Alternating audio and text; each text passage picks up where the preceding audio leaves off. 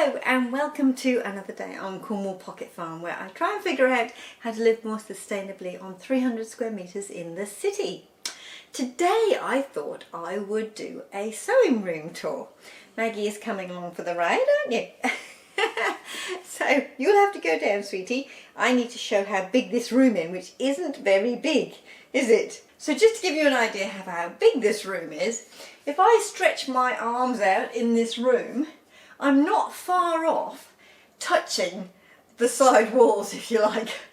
So this room is just under 2 metres wide. So over here I have my pegboard and the windowsill is just over there.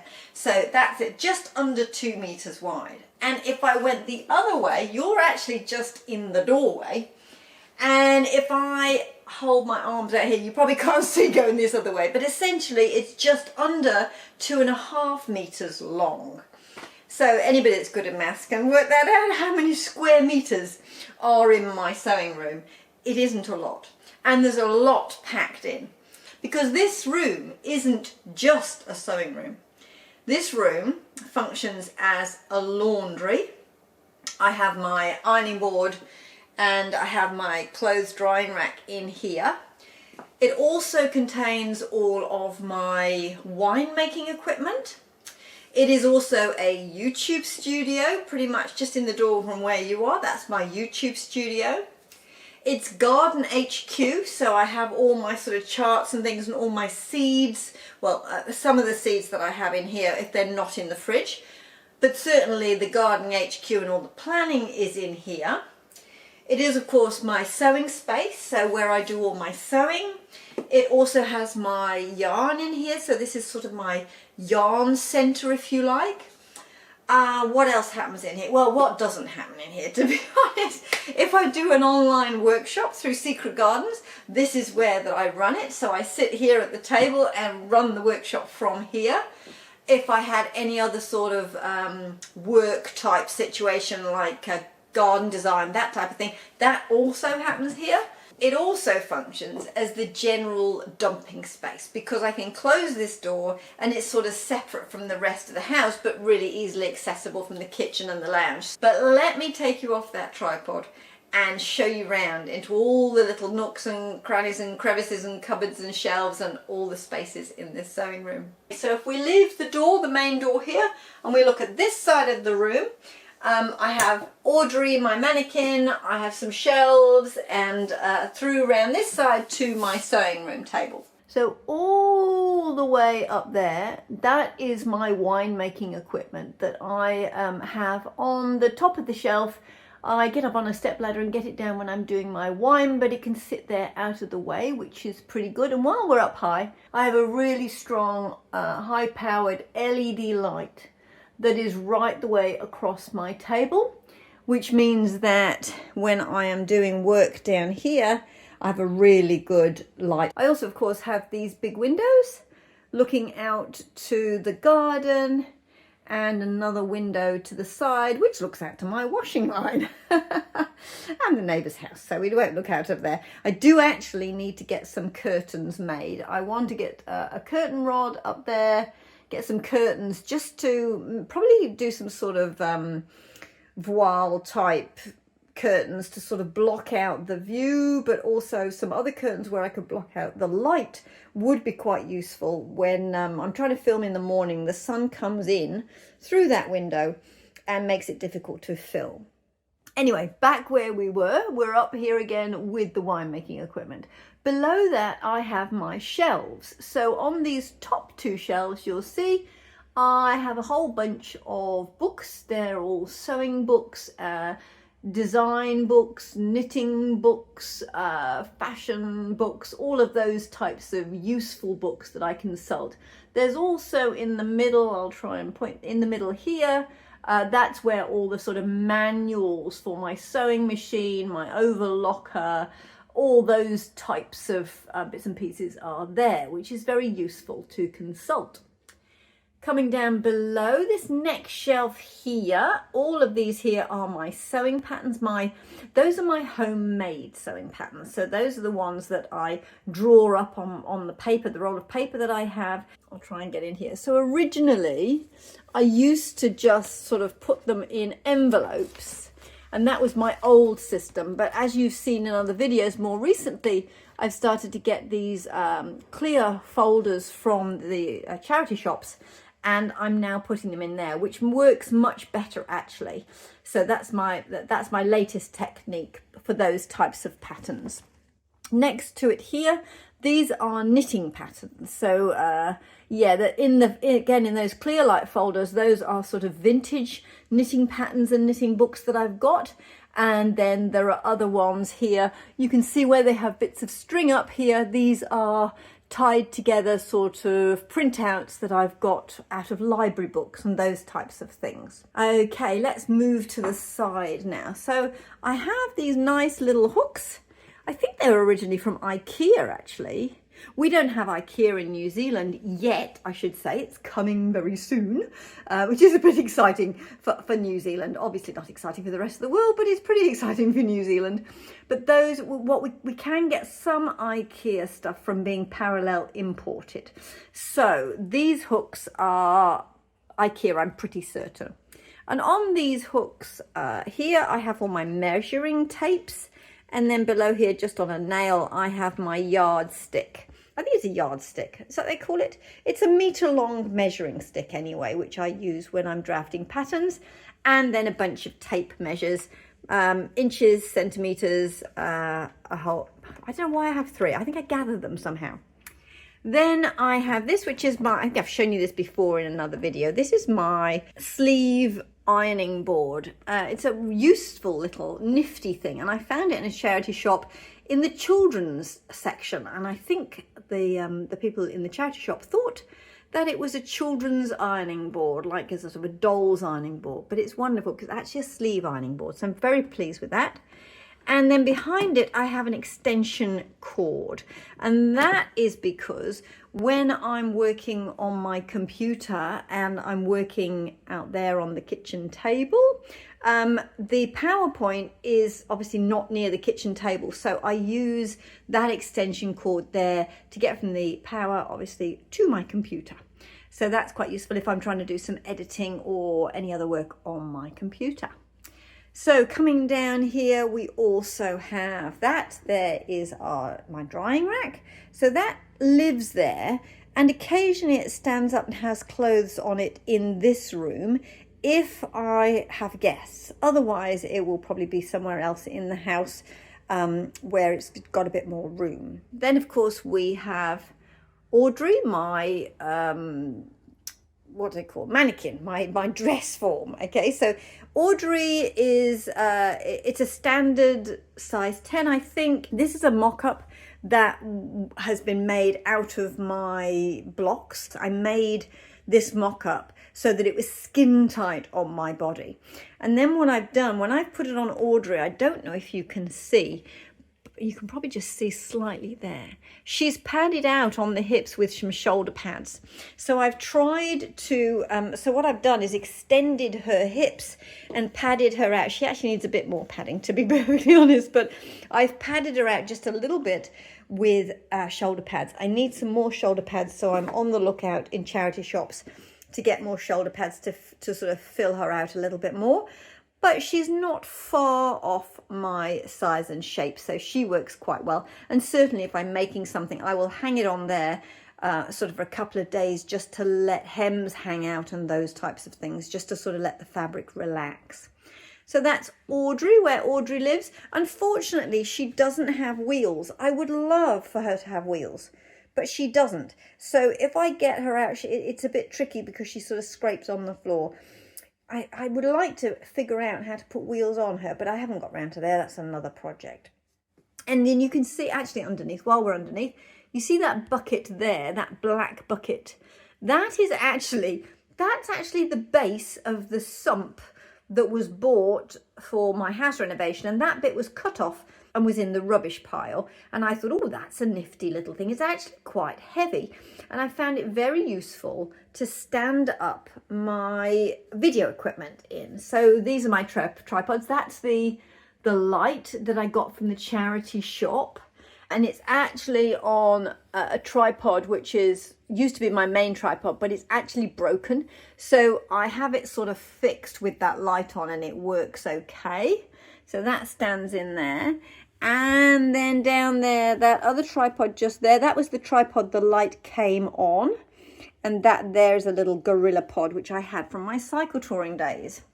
And then of course behind that I have my camera bag, and in there is where I keep all my camera equipment. That's usually where the camera lives. Obviously it's on the tripod at the moment, but the microphone and all the bits and pieces generally live in there on the windowsill. So that's my sort of camera video center, if you like. Moving on over, I've got a few random bits of things on the windowsill. A couple of curtain rails, which are a project in waiting. This is some curtain fabric, which I need to make up. So they're just sort of sat behind on the windowsill. This, of course, is my main table, and I don't know if you can see how that works. This is, again, is an IKEA system. It's supposed to be a standing desk, I think, but it works brilliantly because I can use these pegs here just to get the table to the right height.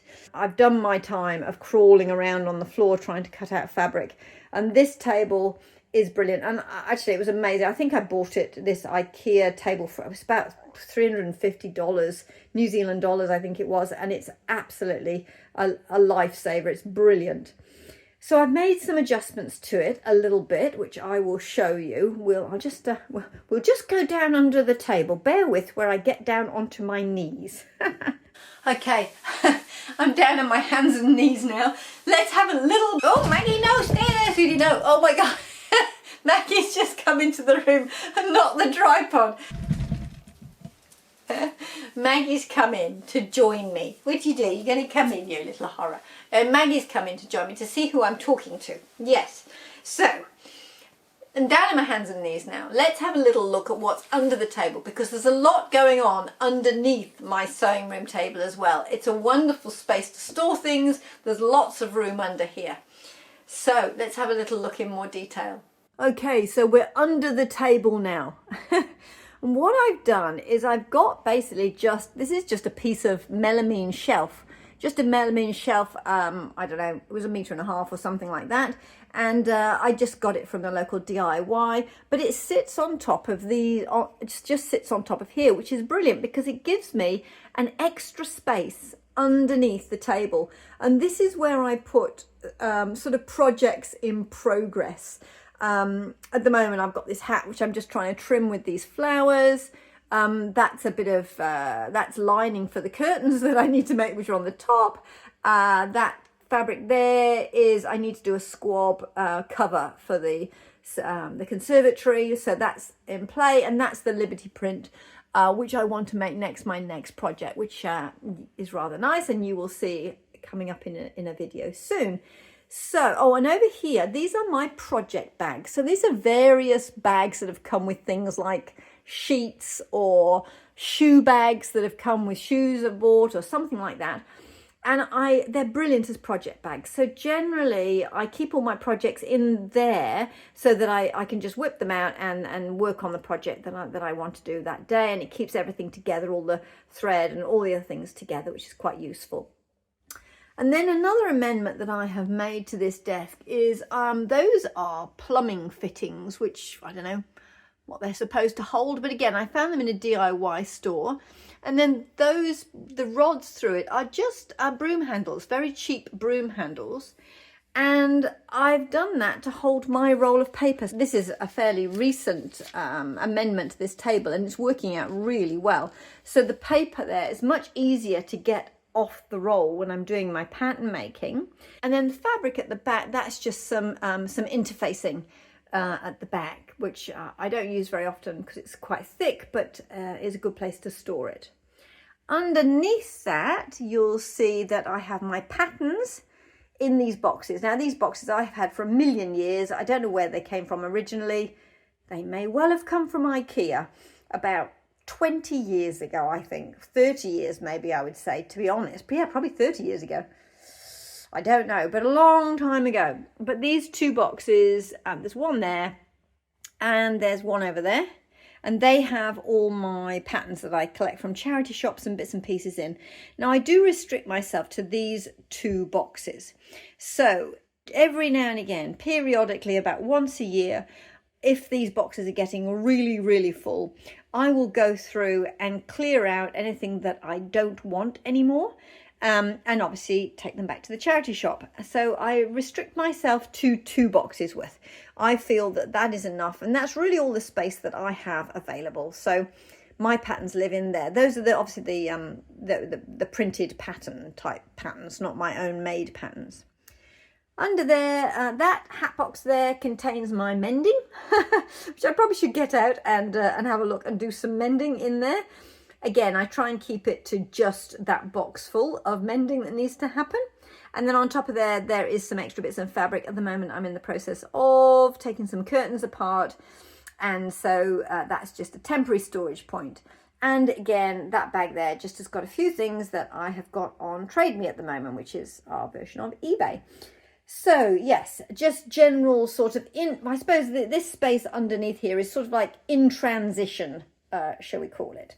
While I'm on the floor, and I don't need to get up off the floor, there's my waste paper basket. Again, I got that from a charity shop, and that generally has bits of paper and fabric trimmings and bits and pieces in there that it actually all goes in the same basket. And then when I take them out to the bins or compost or whatever, I basically separate them out when they leave this room into the various waste streams that they need to go in. But for the minute, they all go in that basket because I just don't have room in this room for multiple types of bins, if you like. And then staying on the floor, seeing as I'm down here, just panning round. If you come across here again, then you see that basket there actually holds scrap paper. So when I use my paper to make patterns with, any offcuts come into here, so that when I'm doing some additions or alterations, I can just get the offcut pieces, tape them on, and then use them just to add seam allowance and those types of things. Okay, I'm back on my feet again now. Over in this corner, I have a blackboard. At the moment, that's got video ideas on it. It usually has the things that I'm making. In the corner here, I have a whole bunch of paintbrushes, and that old ashtray is used for things like buttons and needles, things that I'm using as part of a project. And then I have sort of little tape, hole punches, those types of things on the top of this cabinet. And then I have this sort of sewing box over here on the windowsill. In the sewing box, I keep all my trims. So up here I have ribbons, bias binding, elastics, lace, and then over here I have tapes and grosgrain, and that all sits in this box in the corner. Again, this box is a million years old, and actually is, again, I think, vintage IKEA. I have a feeling that box is about 30 years old too.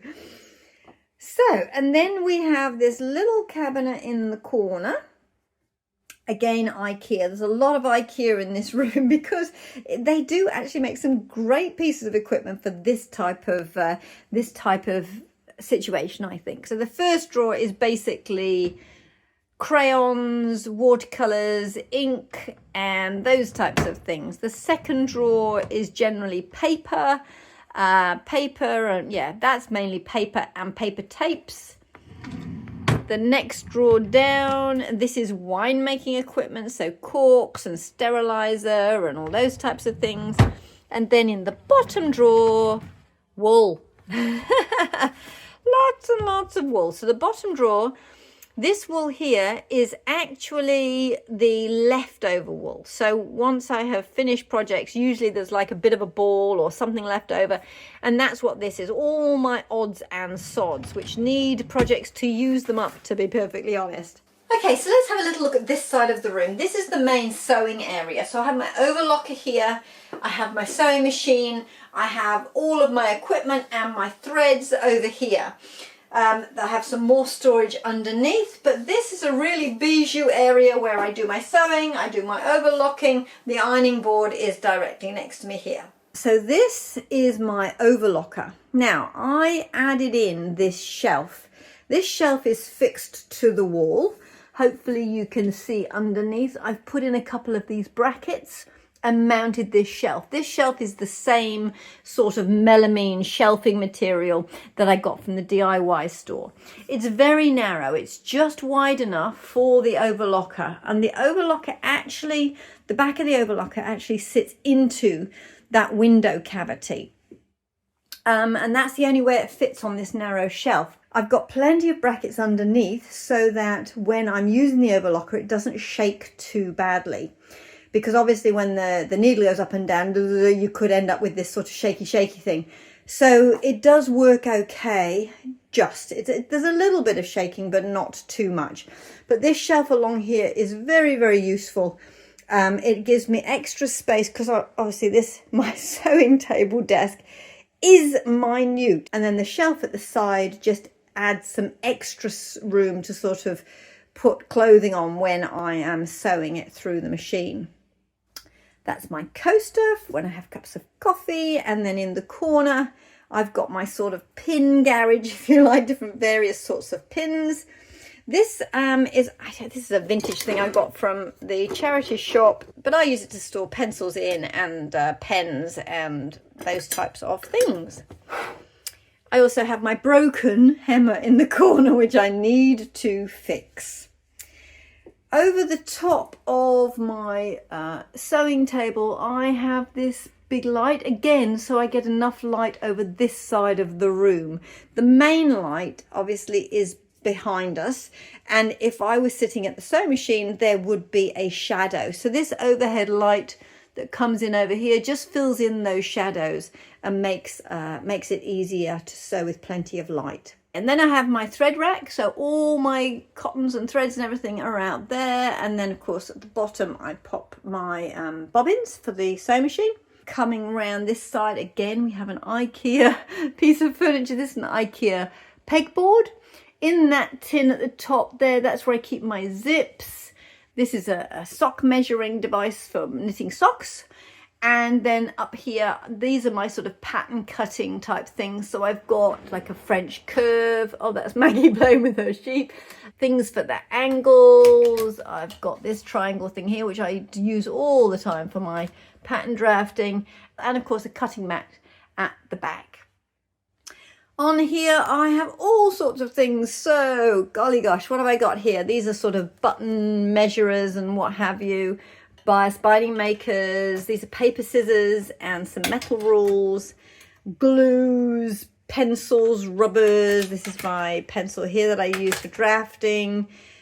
Oil, tapes. These are staples for my staple gun. All of those types of things. Over here we have, like, this is all sorts of bits and pieces. So yeah, devices. These are hole punchy things, measuring wheels, things for pressing those sort of studs on. I have turner things, and that's like a carpet making hook and a tracing wheel and all of those sorts of bits and pieces, little devices that you need. Over this side is essentially a bunch of thimbles. These are chalks, and then here we have a sort of like screwdrivers, unpickers, pencils for marking, fabric, that type of thing. These are more pins, and these are my needles here. That is the table for my sewing machine. And then over here we have a whole bunch of scissors, different scissors for different things, snips, a bradawl, and then a darning mushroom. And then another little chair here. Generally when I'm making something, I put the pattern in the corner. So this pattern, if it's in play, generally sits there when I know what I'm working on. And then below that, I have a clothes brush. So basically when I get covered in thread and I need to brush off my clothes, that sits there. Okay, We just need to do that cabinet down there, see what's in there. Hang on, I'll get back on my knees again. Underneath this shelf, there is, well, that's a multi-block there, which everything is plugged into. And then on the top here, this is the battery charger for my camera battery. In the top here, I have needles and the boxes that come with my overlocker. These are all my machine feet, and various extra needles sit in there. Next drawer down, these are all overlocker threads in here, various colors of overlocker thread for my overlocking machine. Then in the next drawer down, we're going into yarn. These are all little samples of thread for darning, but these are projects that are yet to happen. And again, in this one down here, again, this is the jumper that I'm making at the moment. These are the extra balls of wool I need for that jumper. And then in the bottom, and again, these are projects that are yet to be done. This is a bunch of 2-ply. This is leftover wool, leftover silk yarn from something I've just knitted. And this is another ball of the same yarn. So I've put them together because essentially they make an unworked project, if you like.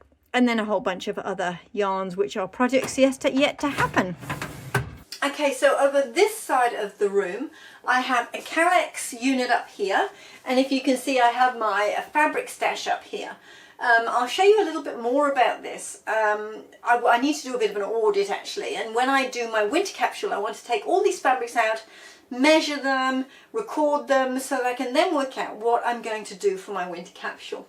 So that's all my fabrics, and I have it covered in cloth like this. I am planning to make a curtain. That's partly what that curtain rail over there is for. I want to do a curtain rail because what I found is that the fabric was getting faded on the edge because of the light from the windows. So I've actually got it covered in fabric at the moment, just temporarily. Below here, I don't know if you recognize this spot here. This is actually my YouTube studio. Usually I have a blanket and something here so that you can't see the mirror. But usually this is my YouTube studio area. I have my sort of gardening type things here, seeds and recording books, those types of things. Now I have these drawers full of fabric and sewing notions and bits and pieces. I'll show you that in a little bit more detail. So on the back of my door, I have a full length mirror, which is very useful when I'm trying clothes on, just to see how they're fitting. At the top there, I have some hat boxes, which just have random odds and sods in. That's all my fabric in this top Calyx cube. And we'll be having a little bit more of a look of that soon. So what's on these shelves? Well, this is just an old car number plate which we found under our house at one of the houses we lived in, and I thought it was so cool. I mean, heavens, it must be ancient, that. Then there's just a sort of I think they call it a growler, which you sort of put beer in. Some fairy lights. In that tin I keep my seeds, some of my seeds, the seeds that are in play essentially. This season's seeds will be in that tin, and also the flower seeds will be in this tin as well. My out of season seeds will live in the fridge. There's these books here are ideas books and journals, those types of things, and also some fairy lights in a little jar which I turn on when I am doing a video in the studio. What else happens here? Well, that's the cap off my camera, which usually sits there so I don't lose it, and that's on top of some scrap paper, which whenever I have a bit of paper that has a blank side, I just tear it up and put it there. And then I've always got a bit of scrap paper. These are all my fabric scraps. So when I've been making something, you can probably recognize a few of these fabrics in here, and there's some bits left over. Not enough that it would be a sort of a remnant. If it's enough to be a remnant, it will go up there into my fabric stash on the Calyx unit. Other than that, if it's sort of small scraps, it'll go in here, and then it will get used for sort of pocket linings, facings, those types of things. It's also the box that I use when we get to Christmas, because basically in this house we wrap all our Christmas presents in fabric scraps, so that at the end of Christmas, when we've unwrapped all our presents, they just get put back in that box. The string that we use to tie it up with goes into the shed, and I use that in the garden. So essentially there's no waste from wrapping paper at Christmas. So that's my fabric scraps in there. Further down, there's another box here. This basically has, this is like old sheets. So that's an old sheet that's worn through. When I made some toiles out of the white curtain lining fabric that I have, it goes in here. And then I use it again to make smaller items, to toile smaller items, or to piece it together for a different toile. The bottom cube essentially just has, this has some old towels. These are the ones that I use to make my my dishcloths. There's some old bits and pieces, old craft things in there. It's not a well-used box, that. Coming across to the other side, this is the blanket that I'm using for my YouTube studio. So if you can see on the blanket, I essentially just have some bulldog clips like that. And these bulldog clips have holes in them at the top. And the way I attach them is with some hooks. So if you see up there, I just have some little sticky hooks which I've stuck on, and the bulldog clips just loop over the top of those hooks, and it becomes a YouTube studio. And of course, when I do that, I seal myself into the room and I can't get out. But as soon as I've finished, I can just whip them off there onto the hooks. The blanket then goes into this box, and then we're back into normal sewing room mode. The top drawer has buttons, snaps, hooks and eyes, all those sorts of different bits and bops, notions, all those sorts of, you know, safety pins, bits and pieces that you need. The next drawer down has, this is all interfacing, so black, white, light, stretch interfacing, all types of different interfacing that I use when I'm sewing. This one, oh, this has sort of projects in play. Things that are needing to be made into something else, really. And then the bottom drawer, oh, this has sort of string, curtain tape. Those are shoulder pads and trims, and there's some fabric dye there. Bits and bobs like that. Next to the Calex unit, I have this rail that I put up again with some brackets. And those hooks, they hold all of my blocks. I've actually just been making some new blocks because the original ones that I had were not a great fit because they were about 10 years old. So there were a few things that had changed about my body. And so I just needed to make new ones to update them. I've also made a block out of my all-in-one grown-on sleeve pattern that I made for my summer capsule wardrobe. And I've just recently done an A-line skirt that I can use as well. So there's a few things in there that are new blocks to me that I've just made. That's the roll of fabric that I use for my toiles. It was really, really cheap. I bought the entire roll. It was on a sale. I think it was in Spotlight, and I think I paid maybe $3 a meter, maybe less. And it was a full roll of cotton curtain lining. It's got a bit of a stiffness to it. There's no stretch or anything in it, but it's great for doing the toiles, and it was very cheap. And then I have a roll of cardboard, which I've bought relatively recently because I just was wanting to update my blocks.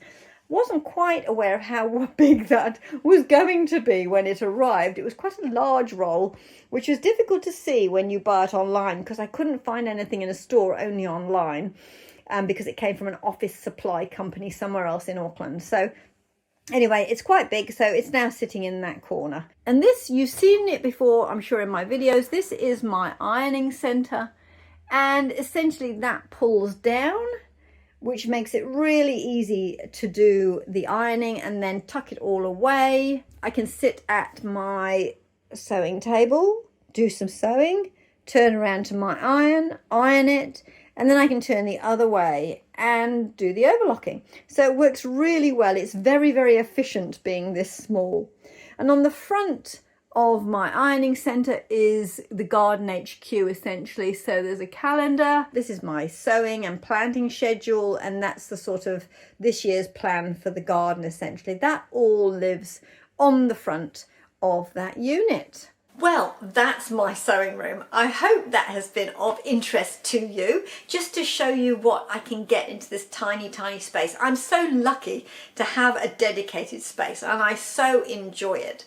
And it's really quite amazing what you can get in a little space like this. When I saw the space on the plans, you know, when we were doing the renovations, and I saw the space on the plans, and I was thinking, oh, maybe I could squeeze in a sewing machine, and would I be able to get a cutting table in? And it's actually been amazing what I've been able to squeeze in. And of course, when you get something in, then you find another little bit of space, then you find somewhere else to put something, and a hook on the wall and a shelf here, and eventually over time I've really managed to squeeze an awful lot into this space, and it works very, very efficiently.